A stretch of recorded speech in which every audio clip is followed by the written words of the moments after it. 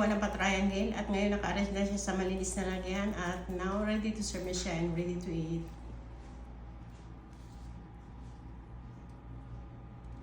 Hi Rose. Hi madam. How are you? Fine madam. الحمد لله. اليوم روز بتسوي لكم خبزة جنوبية، هذه من وصفات النفاس لأنها تعتمد على البر وبالحبة السوداء وبالعسل، مرة لذيذة ومرة مفيدة. يلا روز. Hello mga kabayan, magawa ako ng kubis with oven. Ayan, nilito ko na 3 glass ng brown flour at 1/4 ng oil at 2 glass ng water, 2 tablespoon itong powder milk, 2 tablespoon ng sugar, at itong sesame seeds white at black, 1 tablespoon, at itong 1 tablespoon ng kamera at 1 teaspoon itong salt. Ito sa mixture yung water. Add ko na rin itong oil. At itong powdered milk at sugar. At add ko na rin itong salt at kamera. Na rin itong brown flour. Mix ko siya ng 5 minutes.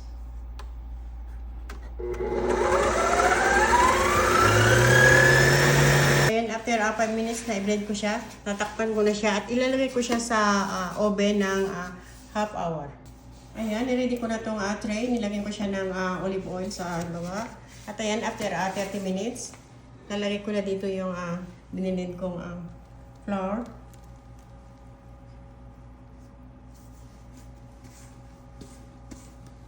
Ng konting oil yung kamay ko at ipaplat ko na to. شفتي يا بنات قوام العجينة أثقل من القيمات بشوي. ترطب يدها بس بزيت زيتون وتفردها. At nalagay ko na itong sesame seeds.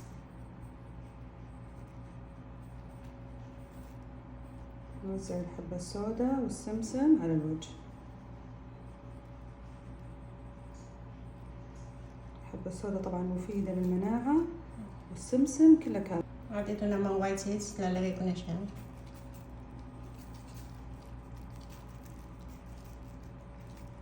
Lalagay ko na siya sa oven. Ang heat niya sa baba na 300 at hanggang mag little brown yung ilalim niya. Ayan, after 45 minutes, inapuyan ko na siya sa taas at ngayon luto na siya. At ngayon ikakat ko na siya.